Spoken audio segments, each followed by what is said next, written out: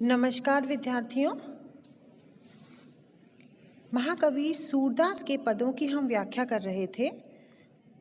इसी क्रम में हमारा अगला पद है, आजू हो एक एक करी टरी हो, कई तुम ही कई हम ही माधो, अपने भरोसे लरी हो तो पतित सात पीड़िन को पतिते हुए निस्तारियो, अब हो उगरी नचो चाहत हो, बिरद बिन करी हो।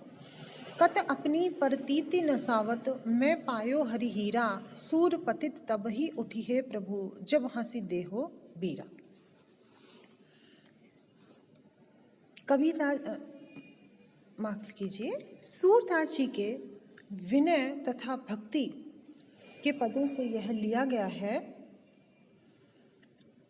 सूरदास जी इसमें भगवान श्री कृष्ण से अपने उद्धार के लिए प्रार्थना कर रहे हैं।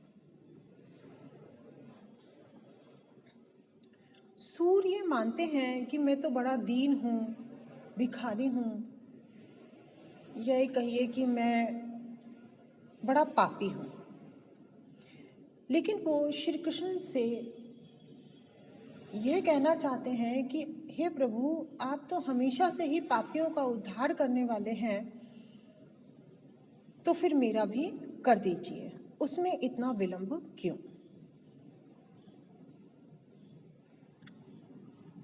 आज हो एक एक करी टरी हो। सूरदास जी कहते हैं कि हे प्रभु, आज तो मैं अपने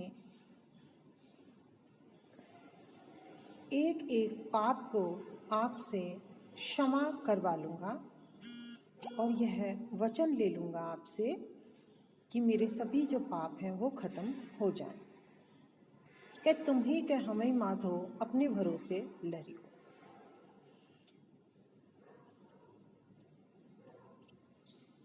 क्या तो आज तुम ही हो या आज मैं ही हूँ, आज मैं अपने उद्धार के लिए आपका विश्वास जीत लूँगा। हो तो आपको पता नहीं है, आप जानते नहीं हैं कि मैं कोई छोटा मोटा पापी नहीं हूँ। 7 पीढ़ियों से मैं पाप में रत हूँ, अनवरत पाप किए जा रहा हूँ, लेकिन हे प्रभु, आप मेरे इन समस्त पापों को नष्ट करके इनको दूर करिए और मेरा उद्धार करिए। अब हो उघरी नचो चाहतो, बिरद बिन करियो। अब तो देखिए मेरे जो पाप हैं ये सामने आ गए हैं और ये भी पता लग गया है कि आप पापियों का उद्धार करने वाले हैं, ये बात भी खुल गई है। बिरद बिन करियो, अब अगर आप मेरा उद्धार नहीं करेंगे तो फिर आपको जो यश प्राप्त है, बिरद अर्थात यश, जो आपको यश प्राप्त है कि आप पापियों का उद्धार करने वाले हैं, वो फिर कैसे बना रहेगा। कत अपनी परतीति नसावत, मैं पायो हरि हीरा। मैंने तो हरि रूपी हीरा प्राप्त कर लिया है। अब आप जो ये विश्वास है इसे क्यों खोना चाहते हैं। प्रतीति विश्वास, नसावत खोना, नष्ट करना। आप इस विश्वास को क्यों नष्ट करना चाहते हैं कि आप पापियों का उद्धार करने वाले हैं। सूर पतित तभी उठिए प्रभु, जब हंसी देही बीरा। सूरदास जी कहते हैं कि मैं तो अब यहाँ से तब ही उठूंगा प्रभु, जब आप प्रसन्न होकर के खुशी से आप मुझे यह वरदान दे देंगे कि मेरा उद्धार हो जाएगा, मेरे समस्त पाप नष्ट हो जाएंगे।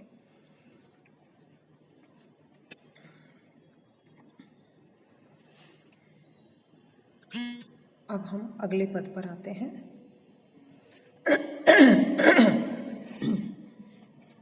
प्रभु हो सब अब मैं नाच्यो बहुत गोपाल, काम क्रोध को पहिर चोलना, कंठ विषय की माल।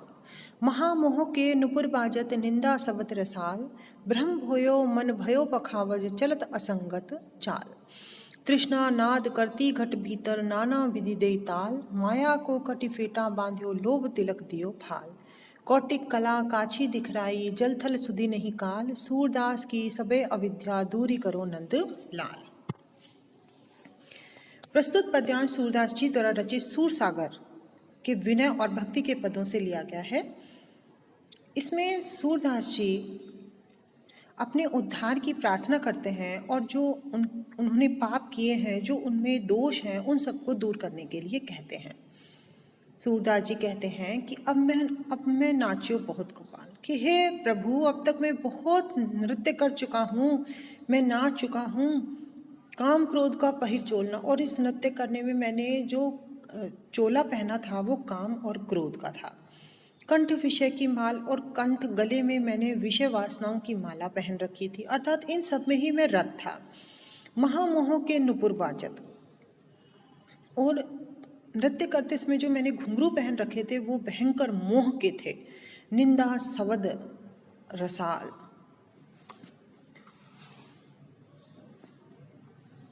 और निंदा के मैं शब्द निकाल रहा था। भ्रम भयो मन भयो पखावच, भ्रम में मैं पड़ा रहा और मेरा मन भी पंछी बनकर इधर उधर उड़ने लगा, और असंगत चाल वो चलता रहा। तृष्णा नाद करती घट भीतर, तृष्णा मेरे हृदय के भीतर नाद करती रही, और नाना विधि ते ताल, विभिन्न प्रकार से तालियां दे देकर वो प्रसन्न होती रही। माया को कटी फेटा बांधो, माया रूपी जो कपड़ा था, फेटा था, मैंने कमर में बांध रखा है, और लोभ का तिलक मस्तक पर लगा रखा है। कौटिक कला काछी दिखराई, जल थल सुधि नहीं काल, मैंने जल और थल में अनेक समय में अनेक प्रकार की करोड़ों कलाएं दिखला दी। सूरदास की सबे अविद्या दूरी करो नंदलाल, पर सूरदास जी कहते हैं मेरी सब अविद्याएं थी, विद्या नहीं थी, अज्ञान का अंधकार था। हे नंदलाल, आप इन सबको दूर करो और ज्ञान का दीपक मेरे हृदय में जला दो, ताकि ये काम क्रोध माया लोभ तृष्णा ये सब दूर हो जाएं और मैं इस जन्म मरण के चक्र से छुटकारा पा सकूं। अगले पद पर आते हैं। मेरो मन अनंत कहाँ सुख पावे, जैसे उड़ी जहाज को पंछी फिर जहाज पर आवे। कमल नयन को छाड़ी महातम और देव को ध्यावे, परम गंग के छाड़ी पियासो दुर्मति कूप खनावे।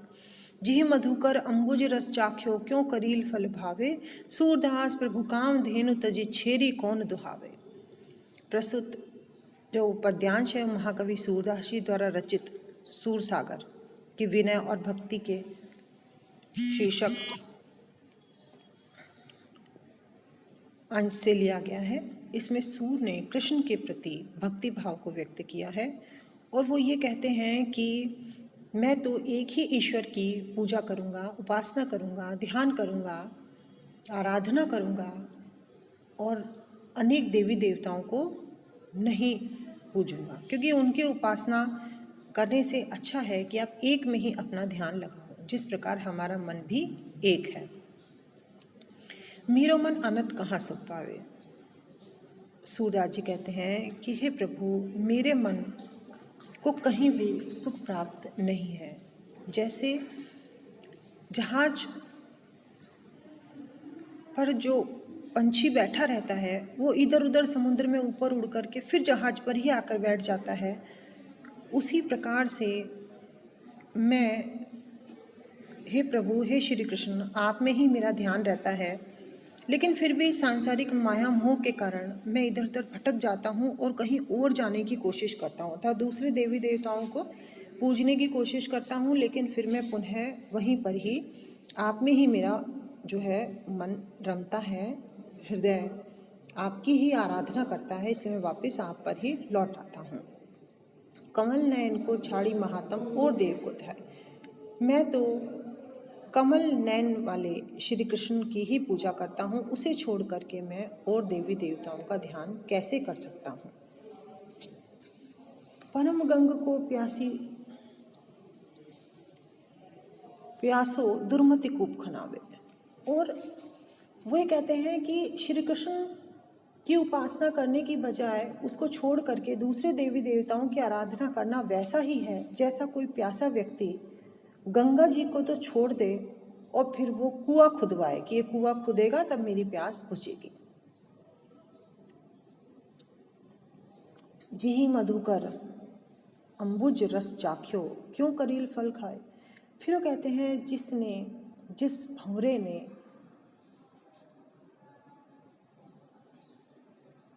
कमल के रस का पान कर रखा हो, वह उसे करील का फल कैसे अच्छा लगेगा। अर्थात कहने का तात्पर्य क्या है, अंबुज रस जो है, कमल का रस जो है वो श्री कृष्ण है, और करील के फल जो हैं वो अन्य देवी देवता हैं। इसी प्रकार से परम गंग जो है वो श्री कृष्ण है, और कूप जो हैं वो अन्य देवी देवता है। सूरदास प्रभु काम धेनु तजी छेरी कौन दुहावे।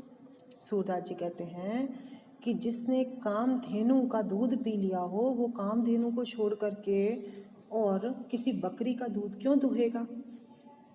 कहने का तात्पर्य कि श्री कृष्ण की महिमा, उनके प्रताप, उनके को महान इसमें बताया गया है, और वो श्री कृष्ण की ही अनन्य भक्ति करने पर जोर देते हैं और स्वयं भी करते हैं।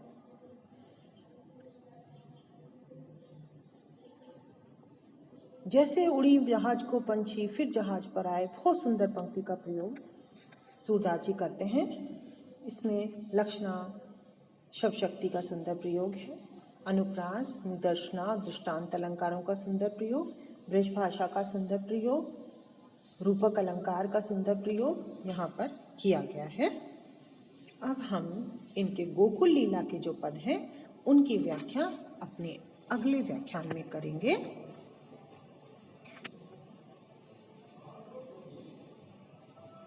तब तक के लिए धन्यवाद।